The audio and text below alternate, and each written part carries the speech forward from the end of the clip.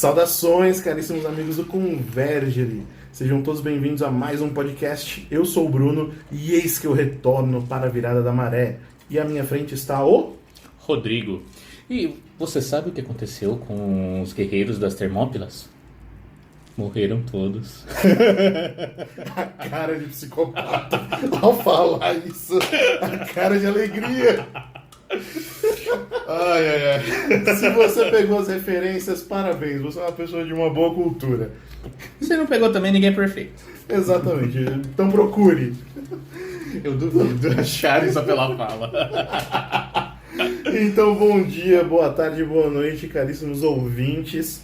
Estamos aqui mais uma vez, mais um episódio, tá? Deu bastante bucho o episódio passado, hein? Deu, é? É, pegamos já quase excomungados, Mas já? quase cancelados. Ah, mas agora pode cancelar, agora eu tenho conta de anúncio. Mas nesse meio tempo aí foi interessante ver o que foi saindo, né? A CNBB lançou uma nota defendendo todo o documento, né? Que tem a Comic por trás. Tem que ser cômico, A Comic é uma central ecumênica. Então, ela que fez todo o crivo litúrgico do documento que a CNBB aprovou. Mas então, sabe uma coisa que eu não entendo?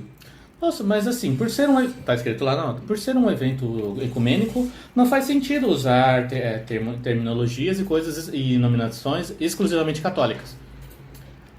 Porra, então não põe numa igreja católica. Cacete, e vai num espaço ecumênico. Caramba! É, no shopping tem um monte de espaço ecumênico. Então, velho, pô, né? Tipo, as pessoas não sabem mais definir as coisas. Tipo, se você é católico, você tem que ser católico. Uhum. Não adianta, você é católico, mas você tem que ser tolerante com os gays. Beleza, tem que ser tolerante com os gays, mas não precisa ser gay. E interessante também alertar, o professor Felipe Aquino fez um vídeo também excelente, questionando, como pessoa pública que é, né, questionando tudo isso. E 2 bispos se manifestaram muito bem. Dom Adair, eu não sei de onde que ele é, mas o Centro Dom Bosco publicou o vídeo dele e ele, durante a homilia, fez duras críticas à campanha da fraternidade. E o Dom Fernando Rifan, do Rio de Janeiro, Clássico, também. Amo esse bispo. Excelente a nota dele. A nota dele fala pro povo e pega aquele povo também que exagera, e esse aí que é o complicado, mas ele fala pros bispos também. Olha, o que move esse povo também é um justo motivo. Às vezes eles ultrapassam, mas o justo motivo está lá. Então, atentos, pastores. São bispos defendendo também o que é certo. Então, pois é, né? Porque não... Olha, uma coisa que eu não entendo é que as pessoas querem, todo mundo, até os ateus, tipo o carnal, que eles querem ensinar os cristãos a ser cristãos. Exato. Porque o cristão não sabe ser cristão. Exatamente. Né? Porque o menino não sabe ser menino, o menino não sabe nem ser menina. Uhum. Nossa, gente, tá tudo uma bagunça. O menino não sabe ser menino. É a frase do Chesterton. O ecumenismo faz que o católico respeite todas as outras religiões, menos a sua. Mas sabe, olha que engraçado. O que significa ecumênico? Vem do oikomenikos. Tipo, é a reunião daqueles que são da casa. Oikon é casa. Então, só existe verdadeiro ecumenismo entre os ortodoxos, os católicos, quiçá alguns protestantes. O resto tá de intrometido. Exatamente. E aí que tá, que é ecumenismo com a pastora luterana fazendo o texto. Pró-aborto, pró-ideologia de gênero, pró-feminismo. E que contraria o que é basilar da Igreja Católica. E o católico não pode se manifestar. Porque você está sendo intolerante. Aquilo que eu falei, a gente vai acabar sendo escravo em país islâmico. Vamos continuar nessa frescura. Exato. Bom, gente, esse é um eco do podcast passado. Se você não ouviu, vá. Ouça, aproveita hoje, quarta-feira de cinzas, ouve aí. Espero que o jejum esteja em dia. Exato. Se não escolheu, defina rápido ainda, faltam poucos instantes para definir, né, o que vai fazer durante essa quaresma, as práticas, né? Então aproveita e entra no clima ouvindo o episódio da semana passada. Beleza? Então, mais uma vez, se você nos ouve pelo YouTube, se inscreva no nosso canal, curte, compartilhe, comente, deixa ali um joinha, tá? Que a gente sempre fica feliz trocar o joinha. É isso aí. E então, temos também o podcast disponível no Deezer, no Spotify, Google Podcasts, demais plataformas ali de streaming de áudio. E siga a nossa página no Instagram, @Convergere. Nossos perfis pessoais também estão ali marcados. E toda quinta-feira tem um conto ali no meu perfil pessoal, tá? Aproveitem que será por algum tempo. A criatividade uma hora acaba. Que nada, que nada. Tá sendo Vamos modesto. ver. Tá sendo um por semana. Por enquanto tá tranquilo. Então, Rodrigo, beleza. Sem mais delongas, sobre o que falaremos hoje? Falaremos sobre cinema e imaginário. A sétima arte. A sétima, não sei por que a sétima, porque é uma arte mais perfeita, talvez? Talvez porque foi cronologicamente a mais demorada a chegar, né? Se a gente for fazer nessa ordem ali. Como você me falou, a epítome. É o cume. Eu não falei. Eu falei que é a arte mais completa. É a cumeira. Sabe o que é um cume? Cume é o pico, é a parte mais alta. Sim. Então uma cumeira é aquilo que protege o cume, ou seja, está acima, é mais alto, mais perfeito ainda. Caraca. Então, beleza. Ai. Nessas horas eu só lembro do Falcão. Eu também. Se você não pegou essa, não adianta, nem queira pegar. No alto daquele cume. Chiu, Rodrigo. Chiu. Guarde isso pra você. Pelo amor de Deus. A gente tá querendo ajudar o imaginário dessa galera. Ok. Bom, deixa o nosso imaginário poluído aí quieto. Mas então, antes da gente começar a falar do cinema em si, né? Vamos retomar aquilo que a gente falou do imaginário. Né? Então, resumir novamente o imagem, imaginário e imaginação. Qual que é a diferença entre imagem, imaginário e imaginação? Bom, imagem, como você bem explicou, é justamente como se fosse uma foto, um retrato ali, um ponto específico. O imaginário, ele é o banco de dados, e a imaginação é onde a gente roda esse monte de imagens. Isso, e se você gosta de termos filosóficos, a imaginação é a memória em ato. Esquetoso. Né? Justamente isso. Por isso, justamente, se for olhar a palavra, a construção da palavra, imagina ação. Né? Imagem em ação. Em ação, exato. Porque tem aquele joguinho muito chato, mas que é divertido. Que acaba com amizades também. Uau. Amizades frágeis acabam com qualquer coisa. Amizade masculina, quanto mais ofensiva, melhor. Né, Bruno? Olha, mas olha, falando em imagem em ação, eu não sei como, mas uma vez eu acertei Deus e eu no sertão. Eu não sei como, eu não conheço o filme, mas tinha lá. Tem uma música, cara, do Renato Teixeira. Sim, mas era em filme. Nossa, esse filme, eu tenho que assistir, cara, porque eu gosto muito dessa música. Sim, mas... Deus e eu no sertão. Sim, mas justamente isso. Então, esse conjunto de imagens, né? Esse conjunto de referências, talvez, de coisas que a gente já viveu, ele vai acumulando no nosso imaginário. Se são coisas boas, a gente vai ter isso como referência.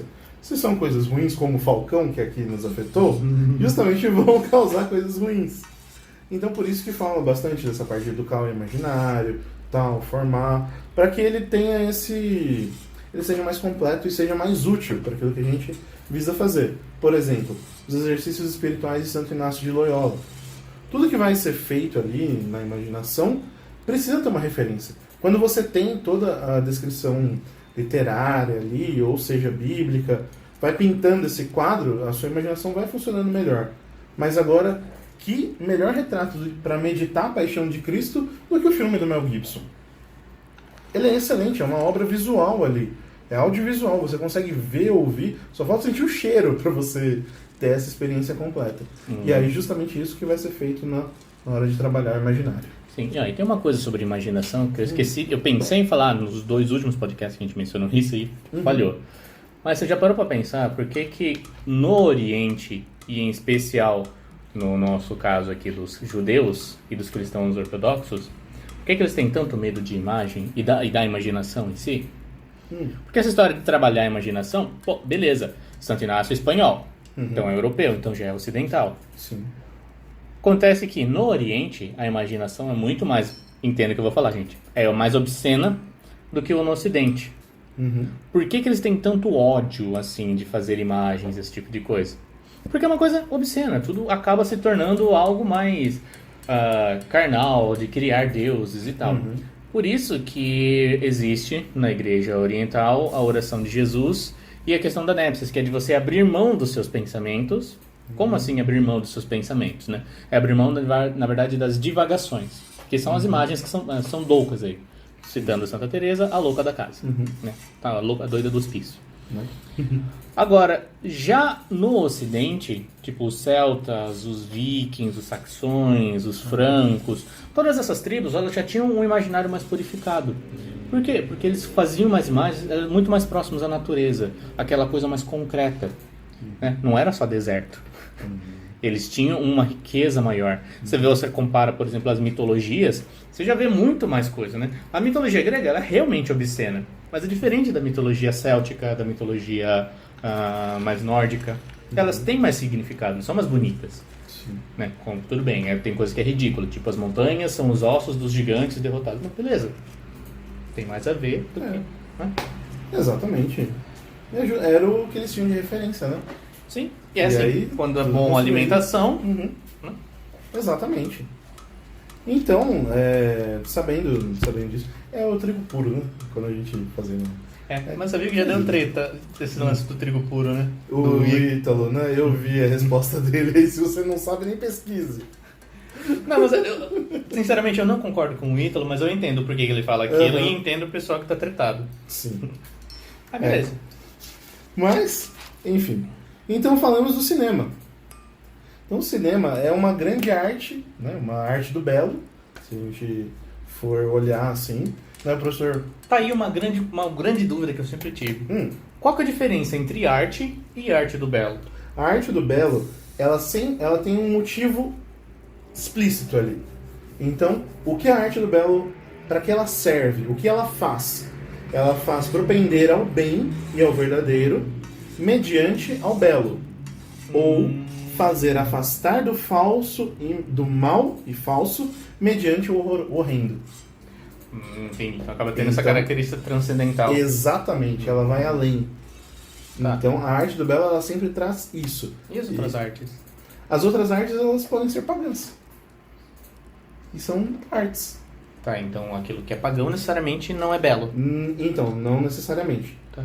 As artes pagãs, elas podem beirar a beleza, mas ela não vai chegar à perfeição. Então ela pode dar aquelas barradas, sabe? Por exemplo, o Senhor dos Anéis. O Senhor dos Anéis ele é construído como se não existisse a graça ali. Só que ele ensina virtudes, ele ensina coisas boas. Então ele não chega a ser a arte do belo, mas ele leva a algo bom. Entende? Ele não está no 100%, ele chega nos 80%, falta um degrau. Então, no caso, a arte para ser arte do belo teria que ser a arte aperfeiçoada pela graça. Então, para dança ser uma arte do belo, tem que ser dança na missa. Não. Não. Não, mas na verdade, o fim último da arte é chegar ao bom, belo e verdadeiro. Então, certo. O fim último é esse, é chegar ali. É justamente fazer propender ao bem justamente desse jeito. Então, deixa eu ver se eu entendi. A arte do belo, querendo ou não, ela tem que ter esse algo transcendental e ela precisa necessariamente estar ligada a alguma arte sacra ou ao cristianismo? Não necessariamente. Você vai ver, eu vou mencionar um filme aqui que não vai ter nada a ver, mas é a arte do belo. Tá bom. É que eu tenho problemas de conceito, tá, gente? Não é que eu tô criticando, eu tô tentando entender. Sim, mas é que esse tipo de arte, ele leva a isso. Porque tem artes, tem coisas que a gente vai olhar, por exemplo, vai ver um quadro, se a gente olha lá para um quadro de Rembrandt, a gente consegue ver os detalhes. Por exemplo, tem um quadro lá que ele faz do filho pródigo. E é belíssimo, quando você olha e admira aquele quadro, você vê perfeitamente a cena. Você compõe ali certinho. Rodrigo, neste momento, está pesquisando no celular. Você vai pegar o quadro para ver? E qual é o problema disso? Nenhum! Esse quadro. Sim, esse quadro de Rembrandt. Então, justamente, você vê a perfeição com que ele leva e para que lugar ele te leva. Agora, os filmes que não são artes do belo, que podem ser artes pagãs, elas sempre vão levar para um outro lugar. Ou sempre para uma melancolia, ou vão esbarrar no erotismo. Então, coisas que vão desviar daquilo que é bom, belo e verdadeiro. E não vão fazer você querer se afastar do horrendo. O erotismo, por exemplo, quando você vê aquilo em algum filme, aquilo vai mexendo. Mexe com o ser humano. Lógico, tem um cachorrinho aqui dentro ainda. Então você vê aquilo, dá vontade do quê? Dá vontade de morder o osso. Então, justamente, não quer dizer que não possa ter nudez nas artes do belo. Vejam as estátuas antigas. Vejam o Apolo. Aí você vê, eu lembrei da treta do Nogueira por causa disso daí. Então, né? A minha referência aqui tá sendo ele, tá? Se você já assistiu o curso dele das Artes do Belo, parabéns. Pegou a nossa fonte, tá? Mas, justamente isso. Então, o cinema, ele é uma arte feita no final do século XIX para o início do XX, ali. Então, se a gente for olhar os primeiros filmes, a câmera nem mexia. É muito estático. Eu lembro de falarem isso, né, quando começou o cinema, um filme que era de um trem vindo. E o povo se assustou quando viu a primeira vez aquela cena do trem vindo. Lumière, né? Eu acho que é Lumière. Fez o primeiro filme, né? Sim. E justamente o povo se assustou ao ver aquilo, porque o tamanho é tecnologia. E justamente isso que caracteriza o cinema. Ele é uma arte cara, desde o seu início. Então, para você desenvolver a tecnologia ali, para conseguir fazê-lo, vai um negócio de muito tempo. E os primeiros filmes ali, todos mudos, sem som. Então, a trilha sonora, às vezes, era construída, tinha um pianista ali, às vezes, na sessão, né? Então, foi assim que foi surgindo muita coisa, né? Então, até para onde derivou e esbarrou isso? O Merry Melodies, que a gente já mencionou nos desenhos antigos, né? Que foram os Looney Tunes. Exatamente. Tinham todo direito a esse acervo de músicas e não sabiam onde usar. E aí começaram a fazer animaçõezinhas de desenhos para usar. Então, assim que...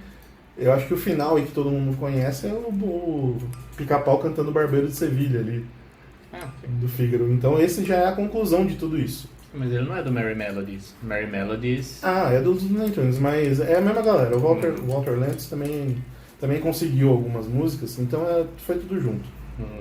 Tá? Então, o cinema, ele é caracterizado por isso. É uma arte tecnológica. Então, conforme vai avançando a tecnologia, ela vai melhorando e se aperfeiçoando. Assim como as outras artes. Mas o que acontece? Ela tem essa necessidade muito grande dessa tecnologia. Por quê? A forma de se registrar um filme, que é usada até hoje e é muito cara, é a famosa película. Quando você grava um filme em película, ele tem uma qualidade diferente.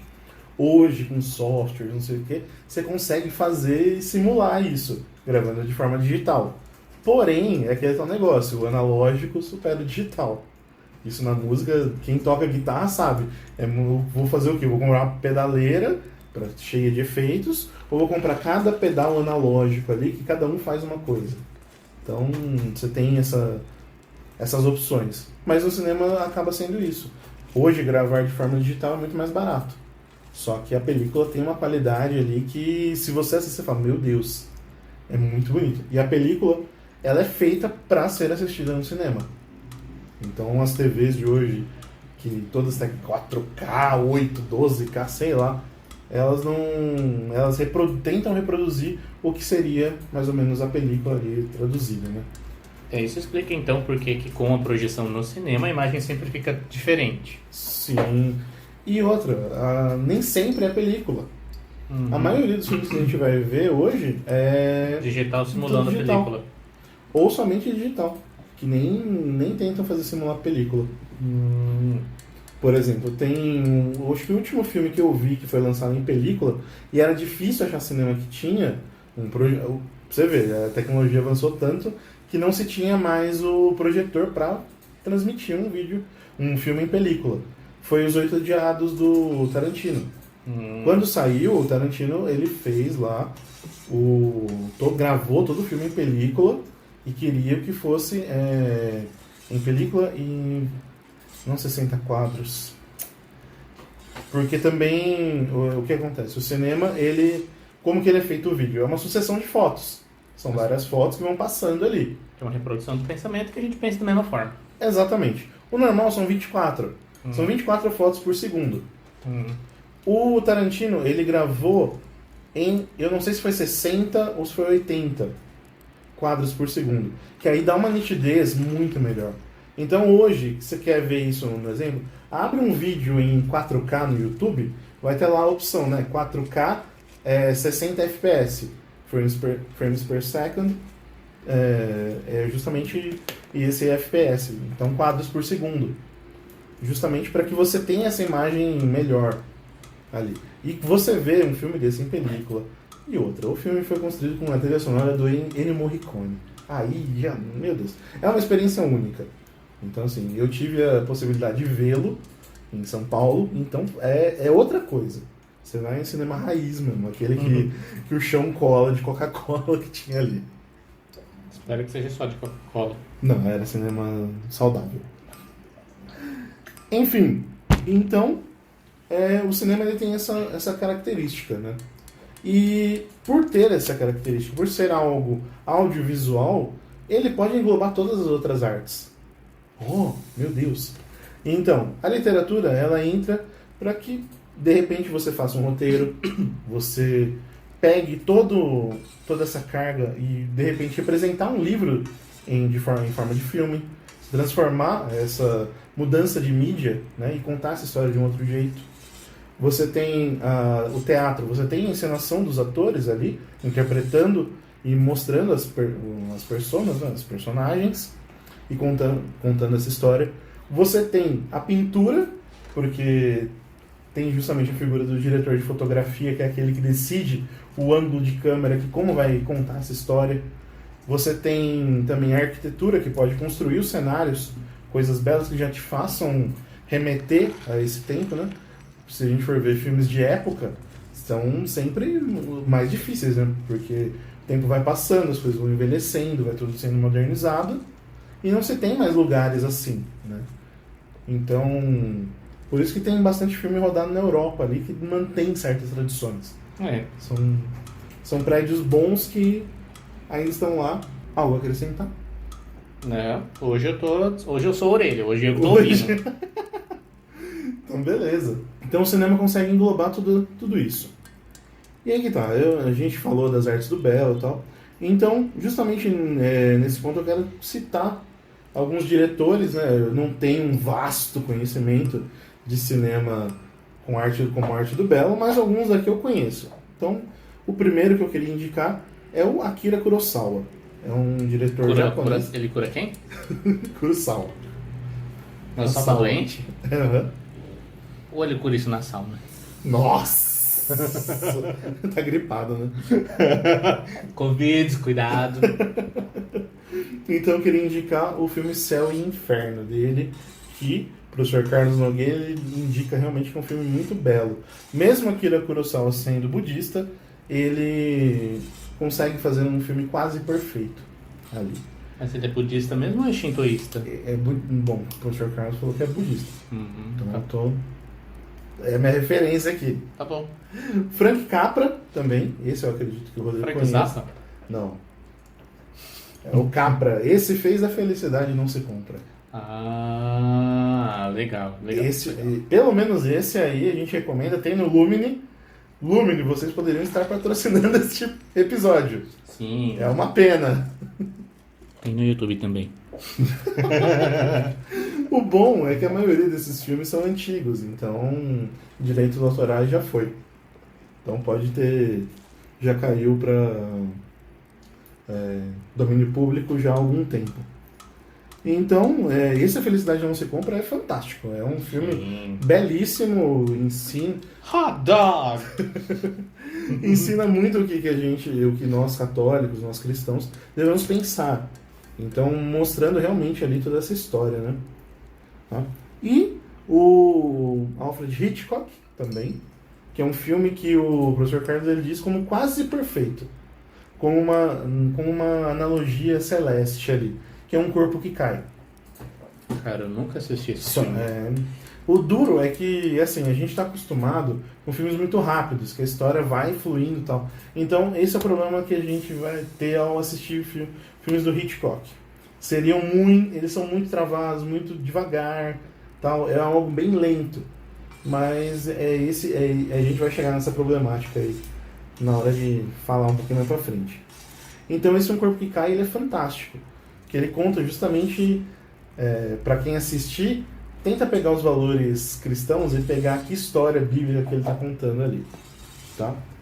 E tem o Bressan também, que é o diretor do Processo de Joana d'Arc, também tem no Lumine. É um belíssimo filme, os ângulos de câmera, a forma com que ele foi feito, é lindo demais. E toda a história de Santa Joana d'Arc, né, também cativa principalmente para que a gente assista e veja, né, o famoso Lute como uma garota, tá aí, Lute como uma santa. E por final, o Tarkovsky, que é um diretor russo. Ele, imagina, no meio da Rússia comunista, da União Soviética ali, um autor russo queria recontar a história, a parábola do filho pródigo. Imagina para se passar no crivo russo. E ele fez no filme Solaris. É belíssimo. Esse eu fiz questão de assistir hoje justamente para cá, porque é um filme perfeito. Tudo ali que ele faz, ele conta através de como se fosse uma ficção científica, o que seria a parábola do filho pródigo. Então, tudo que ele vai fazendo, construindo ali, para chegar no final. E spoiler do final, oh meu Deus, quando o filho volta para casa do pai, a cena do abraço é justamente o quadro do Rembrandt. Então ele recria isso. E é lindo demais, cara. É muito bonito. É um filme russo antigo. Nossa! 1958. 58? Então, é lindo demais, cara. Não, pera. 58 é o Corpo que Cai, falei merda. 1972. 72? Próximo do Star Wars já. É de quem que é? Hitchcock? Não, esse é do Tarkovsky. 72. Andrei Tarkovsky, acho que é o nome dele. Então, excelente filme perfeito e irretocável. E esses filmes, Belo, essa arte do Belo, quando a gente toca esse tipo de arte, ela nos toca de um jeito diferente. Porque, assim como eu expliquei para o Rodrigo, ela faz com que a gente propenda ao bem e ao verdadeiro mediante ao belo. Então, assistindo coisas belas, a nossa mente chega ao que é bom e verdadeiro. E também faz com que a gente se afaste do mal e falso mediante o horrendo. Então, aquilo que é feio, ele já gera essa angústia na gente quando vê. E faz com que a gente saia de perto. Olha, nem sempre. Tem umas coisas... Hoje em dia a gente tem a cultura do feio, né? Pois é. Justamente, e cada coisa que a gente vê hoje, né?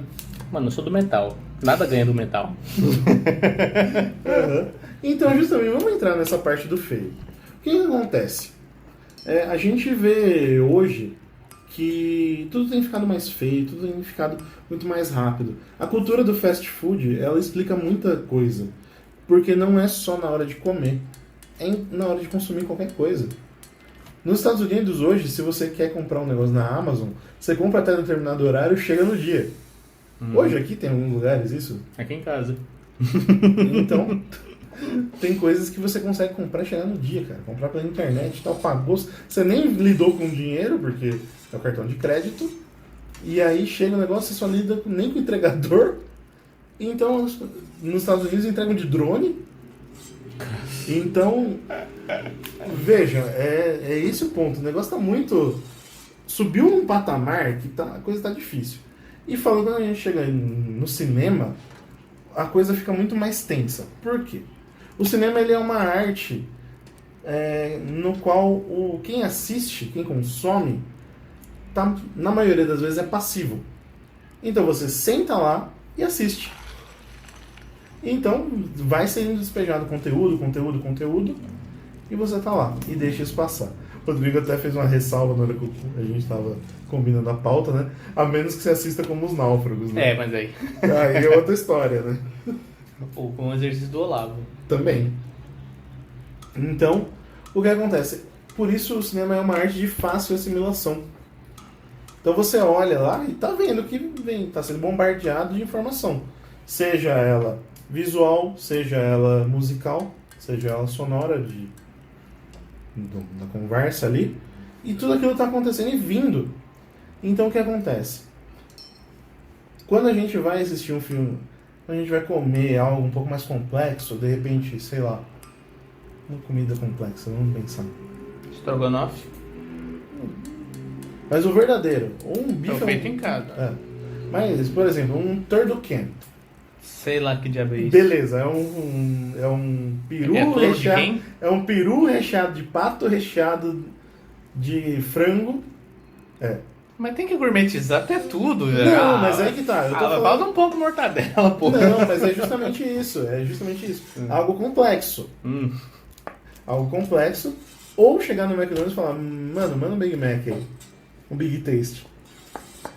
Qual vai chegar mais rápido? E qual vai suprir a necessidade de calorias mais rápido? É aí que tá. Justamente esse é o ponto. A gente quer consumir grandes coisas, grandes quantidades que vão satisfazer e tudo muito rápido, tudo muito fácil ali de absorção. E então com o cinema não foi diferente.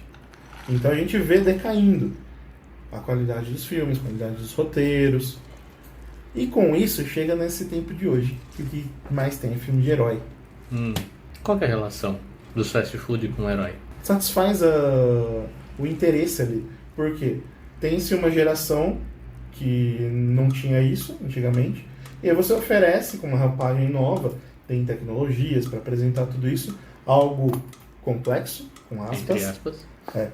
Com aspas imensas, complexo porque complexo na construção, na hora de fazer, todos os efeitos visuais, fazer o Homem de Ferro, o Thanos, né, tudo isso. Só que falta-se aquela coisa de roteiro, aquela coisa que realmente tende ao bom, belo e verdadeiro. Então você não precisa ser necessariamente complexo, mas precisa veja o roteiro do A Felicidade Não Se Compra. É simples, é direto ali, não tem muita reviravolta, não precisa. Mas ele passa essa mensagem, ele chega a isso. Só que hoje todo mundo quer o quê? Quer o McDonald's. E qual é o grande sinal disso? O tamanho das bilheterias. O tamanho do dinheiro que é feito com isso. Então por que tem bastante? Porque dá dinheiro. Eu acompanhava bastante a galera que fazia Jovem Nerd, o Omelete, esses caras assim. E eles reclamavam da galera que faz aquele filme Anjos da Noite. Por quê? Cara, eu gosto tanto dessa saga, velho. Porque os efeitos especiais são ruins, aí não tem história, não tem nada. Mano, vocês entenderam que o filme é trash, né? Tipo, Então, é assim, mas é intencional. Só que aí por que os caras continuam fazendo? Porque dá dinheiro. Porque é legal, porque as pessoas não vão enganar, elas sabem o que ela vai encontrar lá. Esse Anjos da Noite em inglês é Underworld. Underworld, submundo. Sim. É vampiro com lobisomem, é as tretas loucas lá. Pô, daí não, pra mim é gata de Celine por causa da Celine, cara. Celine. Senhora. Mano, eu sou do metal, não me julgue. Eu não esperava essa. Mas aí que tá. Não tem nada demais em comer um McDonald's de vez em quando. Mas é justamente isso, requer prudência. Porque se você fica viciado nisso, você só vai... Na hora de comer alguma coisa mais complexa, mano, é aquele negócio, a gente não come só doce. Aí que tá. Precisa de coisas diferentes também. Porque chega um filme, por exemplo, que a gente vai conversar daqui a pouco, onde os fracos não têm vez, aí o cara não entende o final. Olha. E acho que o filme acabou só por acabar. E fala, mano, que isso? Acabou? Então, é justamente essa a grande encrenca, né? A grande encrenca. E hoje vem se decaindo. A qualidade dos filmes cada vez pior. Se a gente for falar de cinema nacional, então nem se fala. Eu posso contar, não dá nem pra contar nos dedos. A última vez que eu assisti um filme nacional, detesto. Dá pra contar nos dedos os filmes bons nacionais. As pornas chanchadas, né? Pelo amor de Deus, não. Mas, Central do Brasil. Nunca assisti. Lula, filho do Brasil. Tomar banho. E pior que tem no Amazon Prime, cara. Você já viu? Tem. Filme da Bruna Surfistinha? Não. Filmes bons? Tem mais? Tropa de Elite? Porque... Que deu muito ruim pro Wagner Moura. Não, que deu muito ruim pro diretor. Porque, vamos pensar. Padilha, né? O Padilha, é. Vamos pensar. O cara construiu, fez todo aquele arquétipo ali do Capitão Nascimento pra ser um cara odiado. Não, a galera tem que ver esse cara sentir repulsa. Olha o que o cara faz na favela, não sei o quê. Deu muito o contrário. A galera adorou. Mas sabe por quê? Porque ele vive numa bolhazinha. E acho que só os amiguinhos dele que tem razão. E aí que tá. E aí foram fazer o segundo filme. Aí pegaram toda aquela figura do Capitão Nascimento e passaram o quê? Passaram pro Matias. O Matias se tornou aquele lá e o Capitão Nascimento foi se tornar burocrata ali, foi da inteligência. E onde que o Capitão Nascimento vai resolver? O Coronel Nascimento vai resolver? Tem que chamar o Freixo lá pra resolver na Alerj, na Assembleia lá dos deputados do Rio de Janeiro. Pelo amor de Deus. Não dá, né? Não dá. E aí tenta pintar esse quadro, não, tem que depender do sistema, tal, não sei o que. Ah, toma banho, né? É. O Rodrigo tá quieto esse filme. Eu estou. Tô muito quieto hoje. Poxa, quem vê pensa que eu falo o tempo todo. Ué, é. Mas, velho, eu tô aprendendo hoje. Entenda, minha relação com o cinema ela é bem pífia, tá? Eu tenho bem pouca relação com o cinema. Quando eu assisto um filme com a Bruna já entra na história lá, aprofunda-se. Ela vê a questão da fotografia, os ângulos de câmera, a escolha das cores. Ela mergulha. E eu só digo, gostei. Não gostei. E quando eu entro no psicológico do personagem. Eu entro na história, não no filme em si. Tipo, porque eu assisto um filme como se ele fosse um livro. Entendi. Bom, então essa decadência de hoje, ela tá explicada. Foi acontecendo naturalmente. Em todas as coisas. Nos produtos de rádio, nos produtos de TV, nos filmes, na comida. Tanto que até na cozinha tem um elemento, tem uma tendência chamada slow food. Então Sim. você vai no restaurante, escolhe, demora uma hora pro prato ser feito e tal. E não é na Bahia. Não, na Bahia, exatamente. Mas sabe que também tem o slow living agora, né? Slow living. É um pessoal, né? Normalmente é o pessoal que tem dinheiro porque é de outros países, né? Tem um canalzinho que eu gosto, que é de uma menina protestante. Ok, ela é vegana, mas fazer o quê? Que ela é Girl in Calico. Que ela é realmente... Esse é o nome do canal. Que ela é realmente... ela faz os vlogs dela, mas tudo é relacionado a essa questão. De cultivar a própria comida, mora no interior. Tem uma outra moça que eu não vou lembrar o nome agora, mas ela é da Noruega, que ela mora numa cabana. Só que com isso. O lugar pra ser bonito, hein? A Noruega, cara. Nossa. É bonito. Eu falo, caramba, cara. Mas enfim. E tem toda essa questão. Vai na contramão. É igual os minimalistas nos Estados Unidos. No meio daquele monte de cultura de consumismo que tudo é fácil, o pessoal escolhe viver uma vida austera. Ser cristão que é bom nada, mas quer viver austera. Tá bom. Então tá, né? Mas caraca, que bacana. Tem uns loucos pra tudo mesmo, né? Não, e tipo, é muito legal porque até o ritmo dos vídeos ele segue essa lógica. A música é calma, o vídeo ele é longo, mas você não percebe que ele é curto, mas você não percebe que ele é curto porque você entra na filmagem e você vê as coisas. Sim. Tipo, o passar das estações, por exemplo, dessa Girl in Calico, ela faz os vídeos sazonais. Olha o vídeo como é ridículo de legal, ele demora e você fica curtindo, viajando. É quase uma ASMR. Tem o vídeo dela fazendo o purê de abóbora. Nossa. Vegano, assim, totalmente vegano. Mas tipo, ela pegando a abóbora, cortando. Nossa, velho. Pra mim foi tão terapêutico que eu gosto dos caras reformando ferramenta. Caraca. Nossa. Tá vendo? Esse é o tipo de relação que eu tenho com o cinema, é a mesma coisa. Nossa, não, super vejo o Rodrigo indo em assistir filme, aqueles filmes intelectual, filme de festival. Normalmente é o tipo de filme que eu assisto. Então, porque é outro nível. Nossa, tá. Beleza. Não sei do que você tá falando. Não, é que eu tenho uma bagagem de muito tempo vendo filme, cara.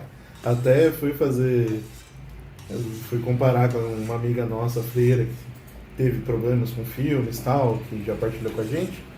Fui comparar a minha lista com a dela. A sua era maior. Olha, chegou perto. É que a dela é tensa. Mais de 500 títulos e a minha deu uns 470, 80 ali. Poxa. Mas, enfim.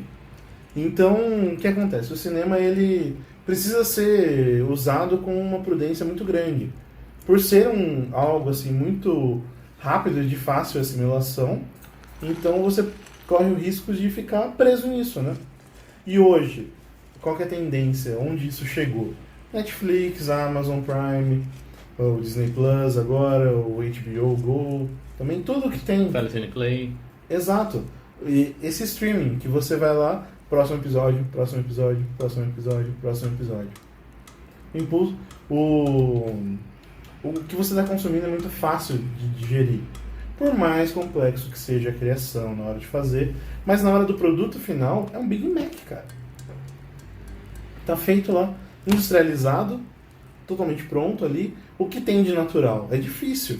Também tem uns loucos aí que faz uns filmes diferentes. Eu não lembro o nome do cara que fez o diretor do filme do Leonardo DiCaprio, que ele ganhou o Oscar. Eu sei que é Iñárritu. O Alejandro Iñárritu, ele quis gravar esse filme Regresso de um jeito muito raiz. Eles foram gravar num lugar frio pra caramba, que só tinha 4 horas de sol durante o dia. E eles não usaram nenhuma luz elétrica. Artificial, tudo só natural. Tudo natural. Oxi. Então, você vê as belezas naturais ali do filme. Pô, cara, isso ganhou Oscar, claro, também. Eu acho que foi melhor fotografia também. Porque é lindo a forma com que isso é retratado. Pô, todo mundo que tem celular quer tirar foto do pôr do sol e tal. E é difícil, fica difícil a gente pegar a coisa como ela é. Se não fosse o Lightroom, filho. Exato. Tem coisa que ajudam. Mas é difícil a gente ter essas técnicas. Agora imagina, o cara gravando isso raiz ali. Por mais que ele gravou digital, então ele quis pegar essa luz. Então eles tinham praticamente 2 horas para gravar por dia ali. Então é um bagulho bem raiz. Aí agora você vê os caras gravando. Eu tive a bobagem de ver as cenas do Smaug, como foram gravadas, do Hobbit. É vergonhoso. Por quê? É só o Bilbo pulando de um lado pro outro? Não, cara. Mas a hora que é feita a captura de movimentos, né? Ai, meu Deus, como chama o nome do... Fugiu. Que faz o Smaug? O Benedict Cumberbatch. O Benedito, exatamente, o Benedito. Cumberbatch. Isso. Ele lá, todo de verde, com aquela roupa cheia de pontinho, não sei o que, o negócio capturando a cara dele de 4 lá no meio da tela verde ali. Meu Deus. Eu falei, o cara tem que ser muito bom ator pra conseguir fazer um negócio desse. E desprendimento social também. Total. E assim, não desmerecendo, ficou excelente depois na hora que fez a computação gráfica, porque pegaram o rosto dele e animaram o dragão em cima.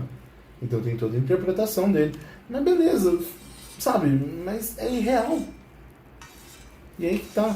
Tem tanta coisa boa, quando a gente olha esses filmes antigos, os caras não tinha tecnologia nenhuma. E faziam coisas excelentes, assim. Então, justamente esse é o ponto. Agora, como o Rodrigo é o cara dos filmes de festivais, então eu queria ver que filme você recomenda pro nosso público, pros nossos ouvintes. Cara de tacho. Os filmes que você falou, alguns aí. Isso é vingança. Por todas as vezes que você faz aquelas perguntas sem combinar, ele tem que responder. Pois é. É o meu troco de temperamento sobre a analogia lá da massa. Gente, vingança nunca é plena, vai. Matar alma envenena, tio. Uhum. Não tem nenhum, assim, quer pensar? Quer que eu fale um? Você pensa? Sim, de boa, vai. Um que eu vou... Eu posso? Você tira, só pra comentar. Tá bom. Quando você falou assim, tipo, dos recursos tecnológicos que tem hoje pra trazer a imaginação, né? Não coloca não. Sim. Ó, a participação da Bruna aqui, ela tava ouvindo a gravação. É que eu tava trabalhando aí, não tive como não ouvir, porque filme é uma pauta que eu gosto muito. Uhum. Rodrigo Devia sabe. ter vindo desde o começo, né, querida? Ninguém convidou, mas enfim. Aí, Aí, quando você te convida na sua casa? Absurdo. a casa é minha, meu podcast não, Você né? que Vamos vai ser embora. Nossa. Então, quando você falou dos recursos tecnológicos, né, para dar material para a pessoa ali, realmente é muito processado. A pessoa vê, ela não tem força, a imaginação dela é fraca. Sim. Hoje em dia, justamente por conta desses filmes todos tecnológicos que já mostra para você, tipo, na caruda o que você tem que ver, né?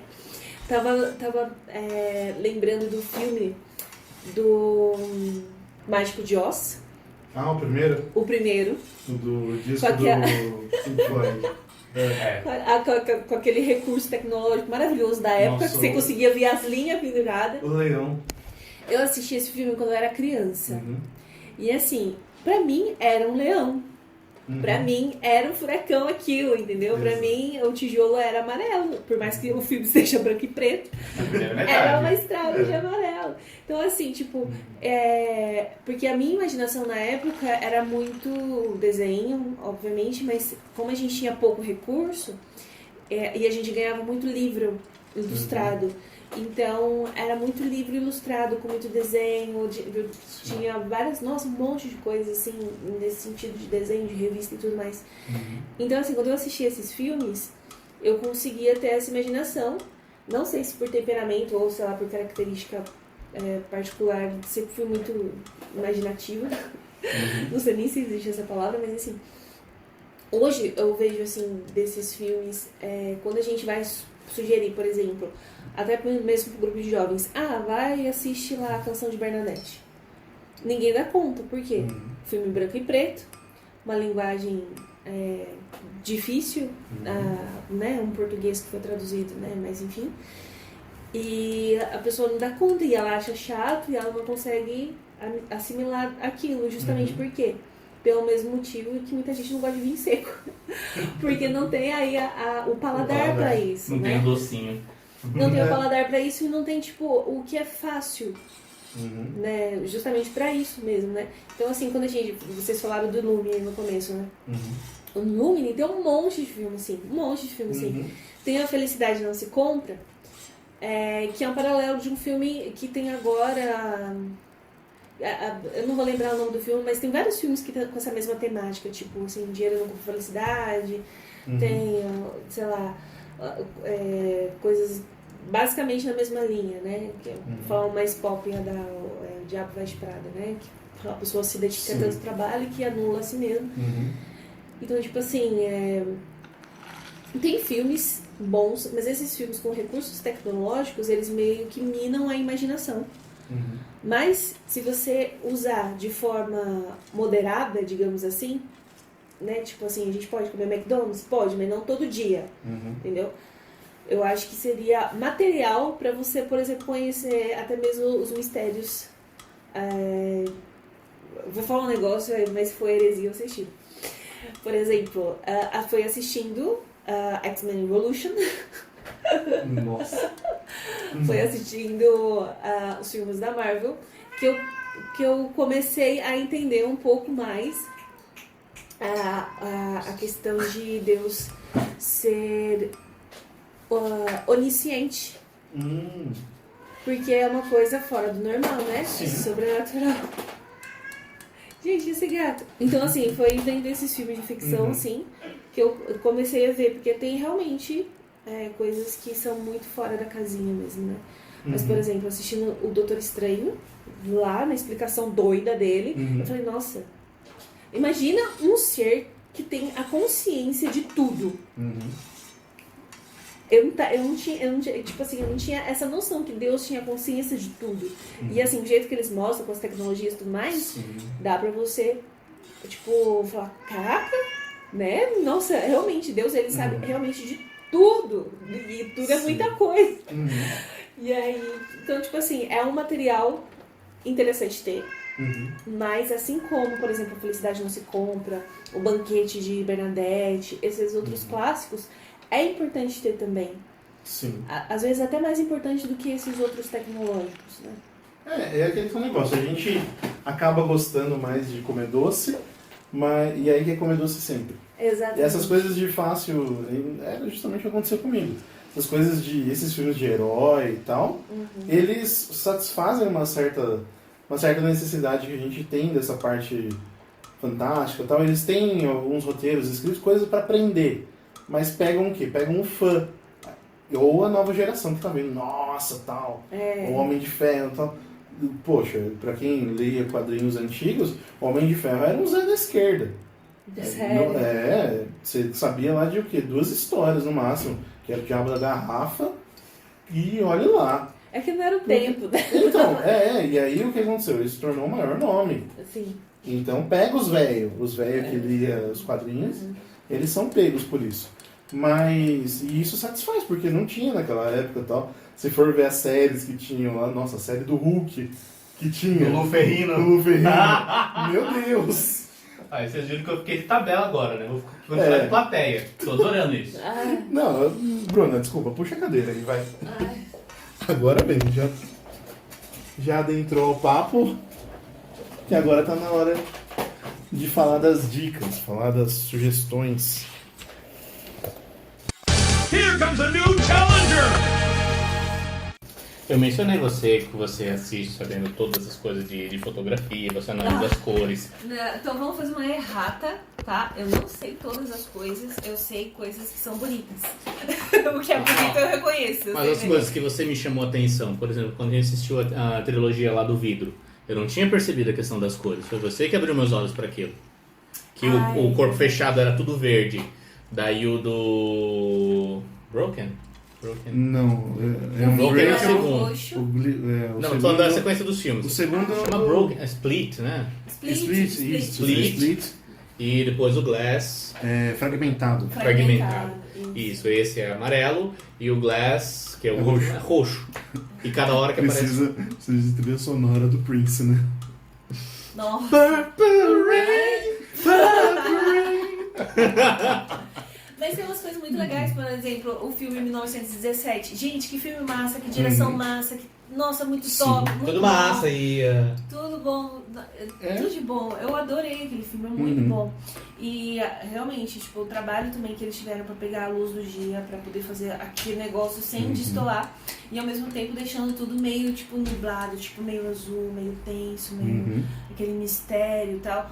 Cada fotografia linda, uma mais bonita que outra. Não tem como não falar que não tem. Então é um filme bacana de você assistir pra você sair um pouco desse negócio de corte, de tudo muito rápido. Exato. Esse é outro ponto também. Principalmente a galera que vê hoje no YouTube, tudo é muito cortado, tudo é muito picotado pra ter dinâmica. E é uma edição que vicia. Exato. Por exemplo, você fica no micro-ondas, você coloca lá micro-ondas, aí você fala, nossa... 2 minutos demora tanto assim? Sim. Porque no YouTube 2 minutos demora o quê? 5 segundos, exatamente. Né? E aí o que acontece? Eu tenho a cena perfeita que dos cortes de câmera. O quão ruim que tá. Exterminador do Futuro 2. Tá lá Não, tá, é perfeito. É o melhor filme de ação já feito. Tá? Concordo, respeito. Mas essa cena me dá raiva. Que ganhou Oscar com isso. Porque tem 18 cortes. Se eu não me engano. Qual que é a cena? Tá a hora do elevador. Que eu sei que é o T800 e o T1000, isso. O T1000 tá vindo e eles entram no elevador. E aí tá lá a Sarah Connor e tal, e o Schwarzenegger ali. E o elevador vai fechando e eles estão correndo, o Schwarzenegger atira e tal. Nessa cena de perseguição até o elevador, até entrar e dar tiro, dele atirar... Ele tentando abrir o elevador e tal. Tem 18 cortes. E a câmera muda. E você, meu Deus, você se perde ali.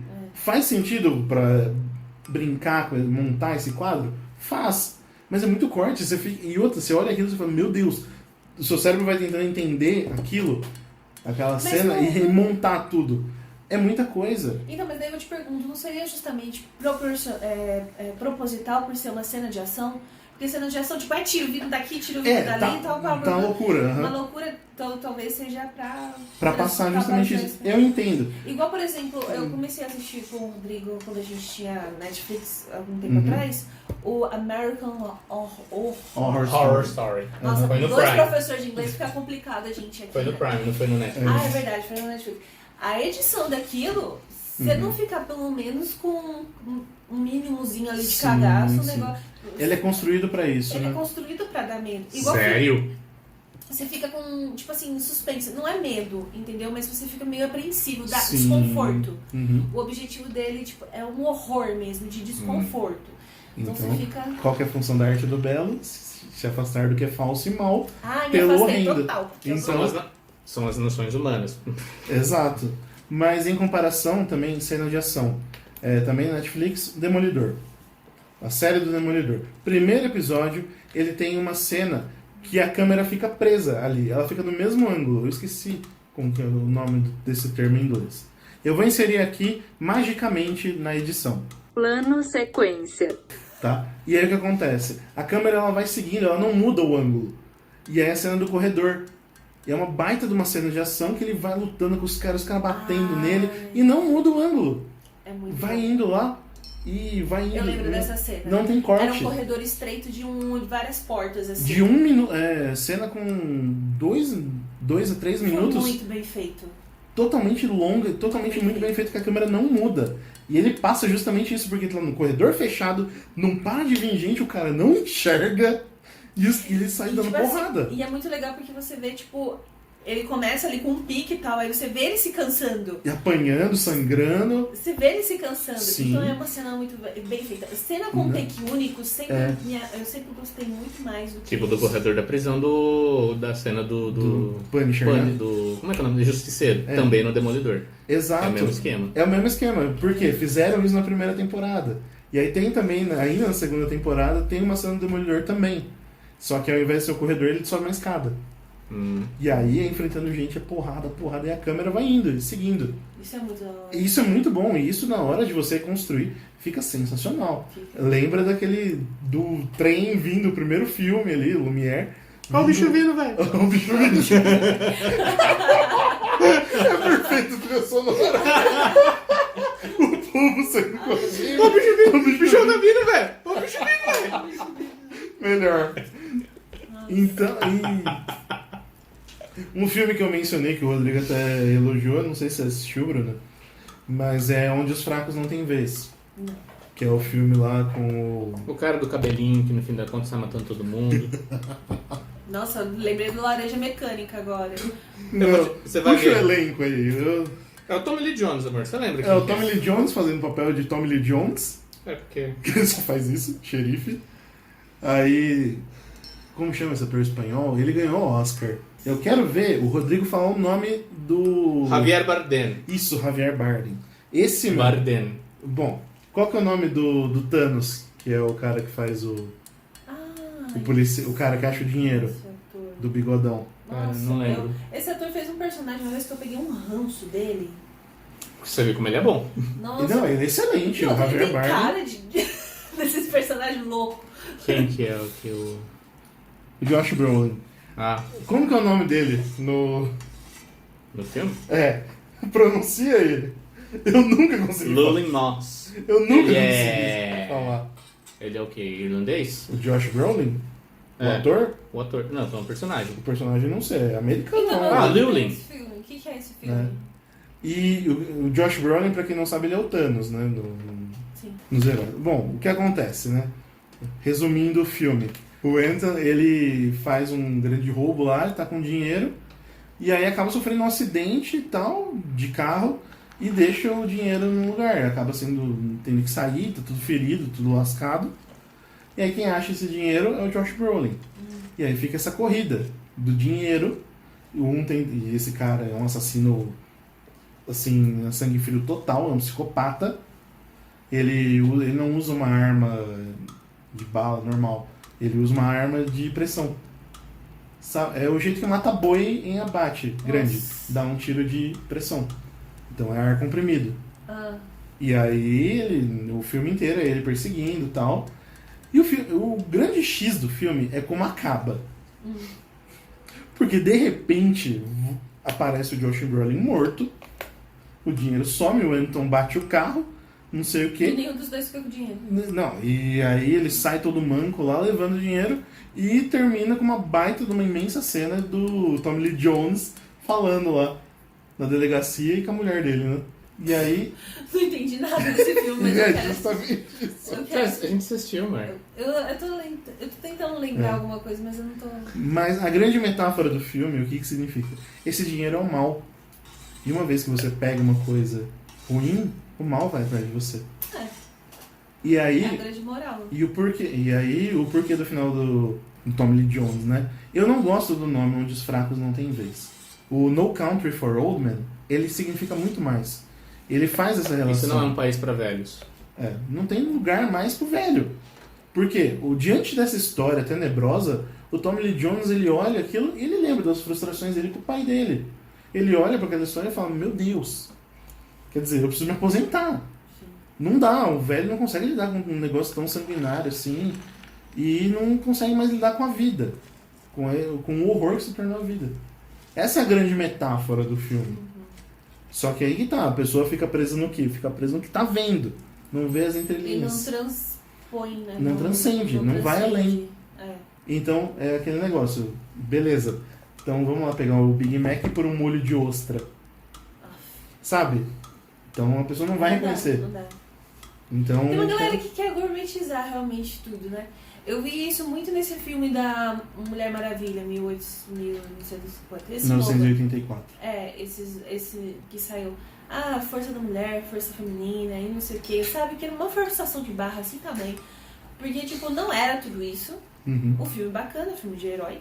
Mas você quer tirar... É um filme, tipo, pra você relaxar, entendeu? É um negócio, tipo... vamos assistir Mulher Maravilha. Vamos assistir Batman. Você não vai tirar uma lição moral, ou estruturada, real da vida. Uhum. Entendeu? Tipo, Sim. entre esses daí eu prefiro assistir Forrest Gump. Pois é, aí Entendeu? é um filme que que tem conta... muito mais na lição, traz aí, tipo, uma contação de histórias. Lógico que eu nunca vou viver tudo que o Forrest viveu, nem ele viveu tudo que ele viveu. Mas enfim, tipo assim, mas tem muito mais conteúdo prático pra vida do que, por exemplo, esses filmes de fantasia e etc. Sim. Porque ninguém vai ter, tipo... como eu posso dizer? Ninguém vai ficar numa situação desses heróis, por exemplo. Por isso que, tipo assim, eu acho que é realmente um docinho mesmo. É que nem o Rodrigo fala, é um carinho na barriga esse tipo de filme, porque é um conforto, é um gostosinho ali, você assiste e tal, só que é carboidrato, sabe? Com um negócio vazio. É um pão que você come. Biscoito maisena. Sabe? É um negócio vazio que não vai te agregar nada. Não tem vitamina, não tem nutriente, não tem nada, entendeu? É um negócio assim que só vai. Exato. Biscoito maisena. Agora, por exemplo, tem os filmes docinhos que aí você ainda consegue tirar uma lição que nem o Diabo Veste Prada. É docinho, o filme é teen, igual de repente 30. Então, tipo assim, teen, tá ali pra adolescente, mas você ainda consegue tirar, tipo, uma liçãozinha a nível de adolescente, entendeu? O problema é que tem uma galera que tá muito presa nesse negócio de... Mas nessa mesma linha, o Quero Ser Grande, com o Tom Hanks. Sim. Nessa mesma linha também. Ele é docinho também, mas ele traz. Mas veja, a linha do tempo, né? Porque esses filmes aí, eles são... tem bastante dessa linha, de repente eu tô mais velho, não sei o quê. Tem um do Zac Efron também, que na verdade é o contrário. 17. O 17 Mas, outra vez. pô, tá merda. Zac Efron, cara. Então- Pô, você tá falando um monte de filme da hora, vai Não. cagar tudo, pô. Não, mas é igual, por exemplo, esse... São referências, meu cara. Tá bom. Foi Tá que eu tava bom. conversando no carro quando a gente tava voltando embora da casa da Roberta, que a gente tava cantando as músicas da nossa época, de adolescente e tudo mais. E tipo, que referência da hora, né? Que a gente teve e tal. Teve uns que era zoeira e tal, mas a gente sabe que a gente teve uma referência bacana. Eu fico pensando, tipo, tanto de filme quanto de música, essa galera jovem agora. Que adulto que eles vão ser. Então, tipo assim, na nossa época já não tava bom, mas agora, misericórdia. Por exemplo, eu tava vendo lá os catálogos dos filmes, assim, mas que o pessoal tava assistindo, tipo, Barraca do Beijo. Nossa. Ou então era um negócio bom nada a ver, não passa valor nenhum. Sim, eu assisti. Não passa valor nenhum, negócio vazio, totalmente passa um negócio utópico de relacionamento, tanto de amizade quanto de relacionamento de namoro. Enfim, e aí tá todo mundo. E aí cresce frustrado, né? Porque, tipo, não fica almejando aquilo. Poxa, eu tenho 17 anos, a personagem tem 17 anos. E saiu de casa 7 horas da manhã, no dia errado. Levando a bolsa, umas mentiras, né? Deixa pra trás os pais e o namorado. Acabou? Ana Não, Paula. foi um passo sem pensar. No outro dia, no outro lugar. Ah!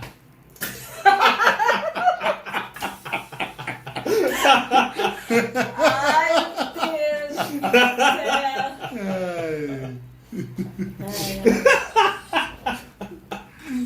Mas enfim, Bom. Realmente, tipo assim, essa galera agora ela tá muito sem referência. Sim.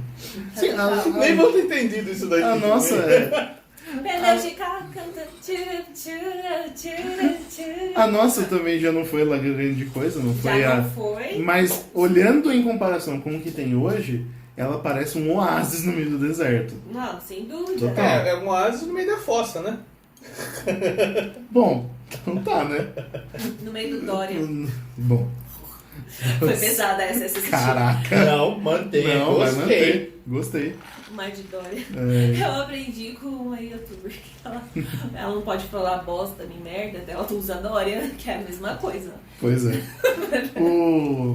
Mas eu queria trazer aqui no final, eu não sei se vocês assistiram também, mas eu queria trazer uma história aqui, na verdade, né, de um diretor, que é o Quentin Tarantino. Não O sei Samuel Rosa dos Estados Unidos. Exatamente. O Quentin Tarantino, ele é um caso, assim, meio atípico do que a gente for olhar, assim, pros diretores de cinema. Ele é todo cultuado e tal. Ele tem filmes, assim, que são muito grandes, que ganharam uma grande Um grana. Drink no Inferno. Bom, From Dusk to Dawn. eu não sei se esse ele dirigiu ou só roteirizou. Ah, mas ainda assim. Mas é dele. É muito a cara dele. É que ele tem aquela história dos 10 filmes. No 10º filme ele vai parar. Os 8 Odiados foi o 8º. Aí esse no... Não, esse Era Uma Vez em Hollywood, eu acho que foi o 8º. Tem mais 2. Só aí ele aposenta. Vocês falam dele, eu só lembro do Kill Bill. Então, Pulp Kill Bill- Fiction, que é o mais Pulp Fiction, conhecido. É. Depois do Kill Bill, O você Cães de Aluguel, Nossa, Kill Bill eu achei tão... Bastardos Inglórios, Bastardos Inglórios, é legal. Os 8 Odiados. What's your name, Italian? Gorlami. Ai, gente. Nossa, você vê como que o ator é bom nesse filme assim. Nossa, eu peguei ranço também. Eu tava Olha. assistindo com o Rodrigo. Eu falei, por que ele fala assim? Bom, eu aprendi a pedir 3 em alemão. Já sei como que pede 3 em alemão. Pra não ser Three morto. glasses, pois bem, essa cena também dali do barzinho, um negócio soterrado, um tiroteio ali no meio, um negócio fechadinho também, ela é construída pra dar essa sensação. Em toda a tensão que ela cria, né, do jogo ali, de repente sai do nada um general nazista ali que tá lá no meio do bar. Então, o Quentin Tarantino, ele é um mar de referências, né? Então, no meio dessas artes do belo, desses filmes clássicos e de todo um cinema dos anos 70, 80 ali que foi criado, o Quentin Tarantino foi crescendo, né? Dizem as histórias que ele cresceu dentro de uma locadora. Por isso ele consumia muitos filmes, né? Então, assim, tem filmes... O Quentin Tarantino, ele é aquele tal negócio. Ele pega muito no erotismo e ele pega muito na melancolia. Mas se você já assistiu, então vamos usar isso para uma coisa boa. Se não assistiu, não recomendo. Tá? Mas vamos pegar isso e usar num lugar bom. Qual que é o grande ponto? Ele usa tudo aquilo que ele aprendeu com esses grandes filmes para produzir a arte dele. Então, os ângulos de câmera, os diálogos, isso é o que ele mais é conhecido, por fazer diálogos fantásticos ali no meio de um filme. Então, a discussão do Vincent Vega e do oh meu Deus do céu, como chama? Nossa, fugiu o nome. O Vincent Vega e do Julius, que é o negão lá, os dois do Pulp Fiction. Eu sei quem é, mas eu não vou lembrar agora. Então, os dois, é o Vega e o Julius. Eles discutem lá sobre o Royale with Cheese, né? O quarteirão com queijo, que na França é Royale with Cheese. Então, tipo, é um discurso muito nada a ver. Mas é um diálogo que tá lá. E tudo isso vai completando e vai dando um contexto bom pro filme.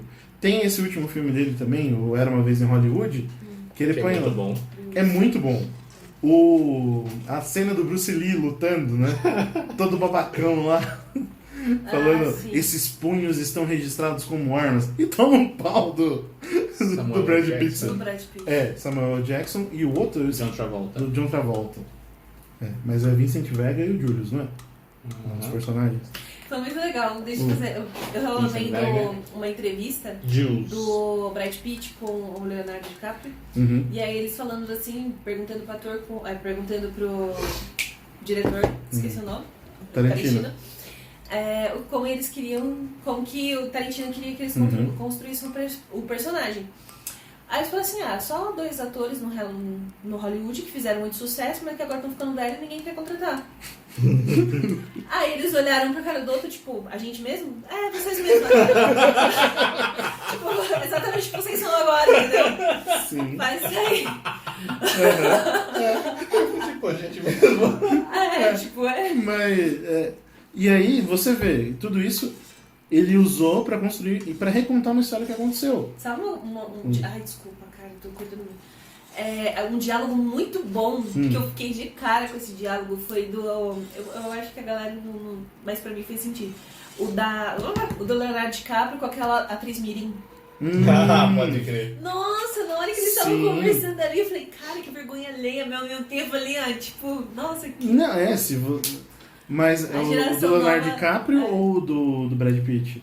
Leonardo Porque DiCaprio. o do Brad Pitt ele fica fascinado. Não, que ele vê a atuação da menina lá. Sim, ali. mas na hora que eles sentam na cadeira, que ela tá passando o roteiro, alguma coisa tá. No set eu gosto que me chamem somente pelo nome do meu personagem. É tipo assim, entendeu? Não, e aí o cara vê... E é engraçado a forma com que ele olha pra essa menina e já fica encantado, né? Bom, se a gente for entrar nas minúcias do filme aqui, já vai longe, a gente mas... vai copiar muito o podcast do Sal. Bom, não, mas... mas o grande X é o que acontece. Nesse mar de referências, o Tarantino ele reconta histórias, né? E justamente nesse Era Uma Vez em Hollywood, ele reconta toda a história triste ali, que envolve do culto do Charles Manson ali, tal, só que ele conta com um final feliz. Isso é raro nos filmes dele, nos filmes do Tarantino. Sempre tem aquele... Ou termina com sangue ou termina meio agridoce, né? Meio nada a ver, né? Meio nada a ver também, né? Mas ele reconta essa história usando as referências que ele tem. Então, e fica... Quem vê isso no cinema fala, nossa, se fosse um documento histórico tava bonzinho, né? Aí quando olham a tragédia que foi na vida real, meu Deus do céu. Que assassinou a mulher, aí Charles Manson tem praticamente um culto por ele. É a mesma coisa que o Bastardos Inglórios, né? Metralhar o Hitler no teatro. Mas de que filme que você tá falando agora que eu perdi? O Era Uma Vez em Hollywood. Tá. Verdade. Putz, verdade. É. Lembrei agora. Uhum. Então, toda essa história... Eu esqueci o nome da atriz que foi assassinada, né? Mas... O que acontece? E aí o Tarantino cresceu com esse monte de referência e na hora dele fazer arte, ele realmente falou, eu vou usar tudo essa bagagem que eu tenho. Seja boa, seja ruim. Só que um cara que cresceu assistindo, O Bom, o Mal e o Feio, Quem Matou O Homem que Matou Facínora, pegou todos os filmes do Henry Ford, do John Ford, pegou da galera italiana, teve tudo, Akira Kurosawa também, que ele usa muito no Kill Bill, muito, toda a referência de construção da cena, a hora que fecha na cara da Uma Thurman assim, I'm gonna kill Bill. Então, todo esse jogo de câmera, tudo você olha e você vê essas referências nesses grandes filmes. Só que aí o Tarantino tem as psicodelias, coisa louca da cabeça dele. Ele é chapado. E aí, ele tem... É um negócio... O Django também Só o Tarantino consegue fazer uma cena de tiroteio no Velho Oeste tocando rap. E fica bom. Então, assim, Depois você me passa, eu esqueci daí, eu não peguei, não. Django. Você nunca assistiu Django? Django, nossa. Eu nem lembro.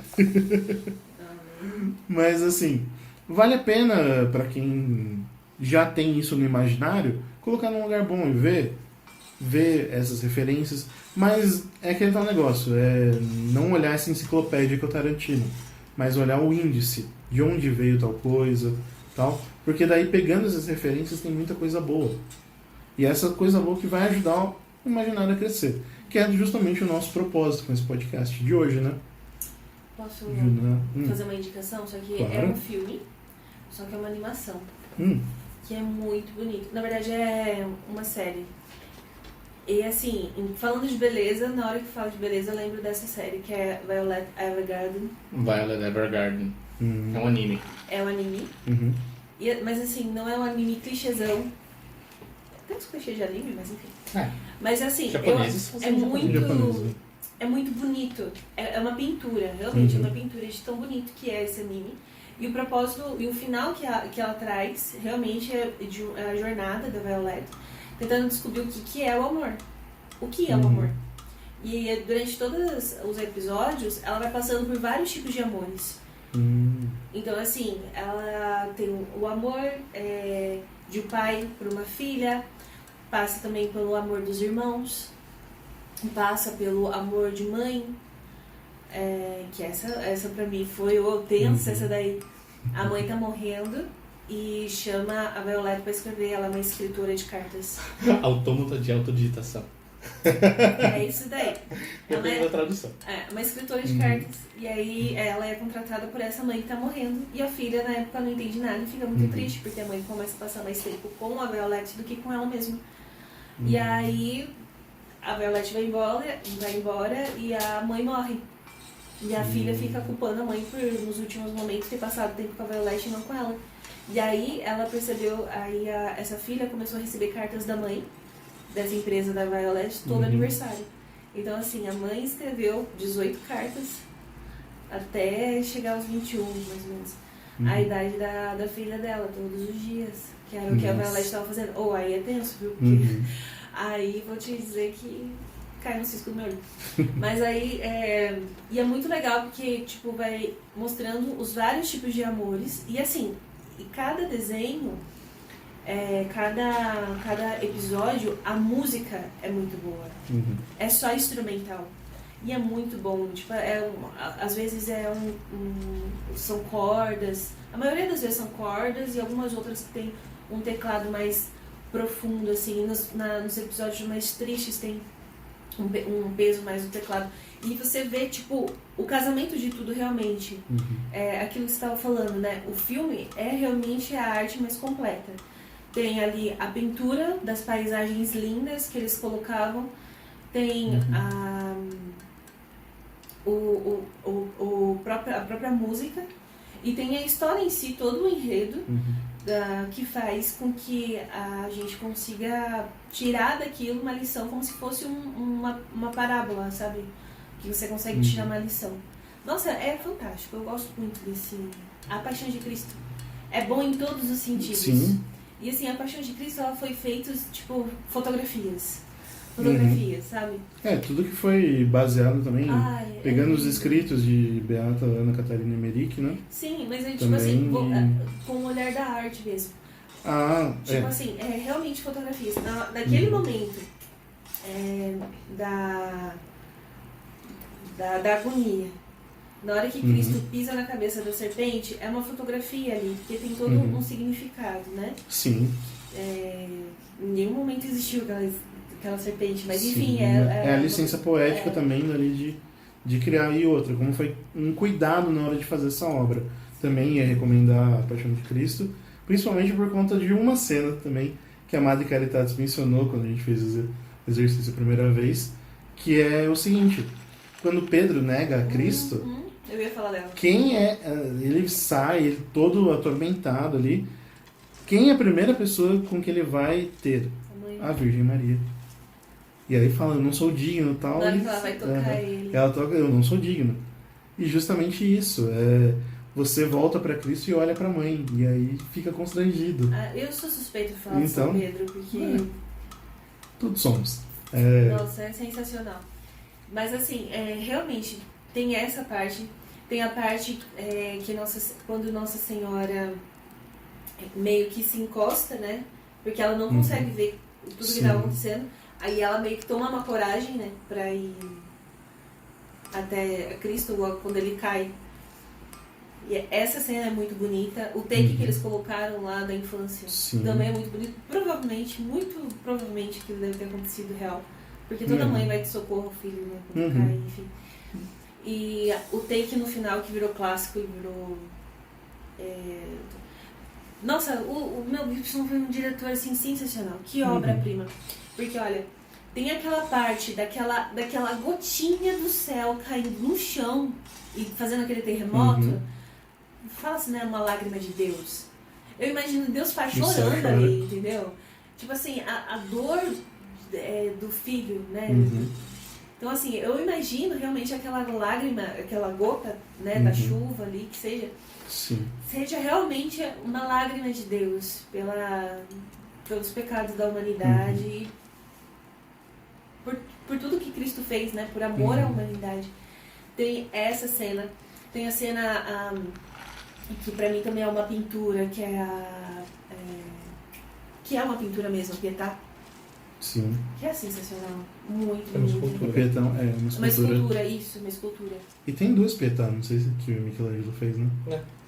O legal de você assistir o filme várias e várias e várias vezes, como da Paixão de Cristo, é que você começa a pegar uns detalhes Sim. assim que... Cada Você hora não vai pegava sendo tocado antes. por algo, né? E aí a graça age também, né? E é justamente esse o intuito. Esse é o intuito. Ele faz você ver, chegar no que é bom, belo, e mediante ao que é belo. E o grande X. Um filme desse extremamente violento. A cena da flagelação de Cristo, Nossa, então, ela é pesadíssima. sim. Então você se afasta do falso e do mal mediante o horrendo. E aí você tem consciência de que aquilo aconteceu e foi muito pior, sabe, tendo consciência de que Cristo era o perfeito homem, então sua sensibilidade era perfeita, tudo aquilo que ele viveu é o máximo da dor. Então, sabendo de tudo isso, você começa a pensar e fica pior ainda. Sim. Então, e vejam, tudo isso o cinema é uma arte capaz de trazer. É o que a gente tava comentando no carro, voltando embora, né? Como que o pessoal da Companhia de Jesus fazia essa meditação da paixão sem o filme do Mel Gibson, gente? Como que eles... Eles eram mais inteligentes que a gente. Não, sem sombra de dúvidas, mas é tipo, o meu drama é exatamente isso. Sim, a gente tem um recurso muito bom ali. É o que o Padre Paulo Ricardo fala mesmo, né? Hoje em dia tá muito mais fácil ser santo do que antigamente. Pois é. Porque hoje a gente tem todos os recursos. A gente tem missa todo dia. Sim. É raro onde Não é. não tem, enfim, né? Alguma indicação que o senhor queria deixar? Depois de 6-2, tem nada que eu posso falar. Esse filme que eu gosto.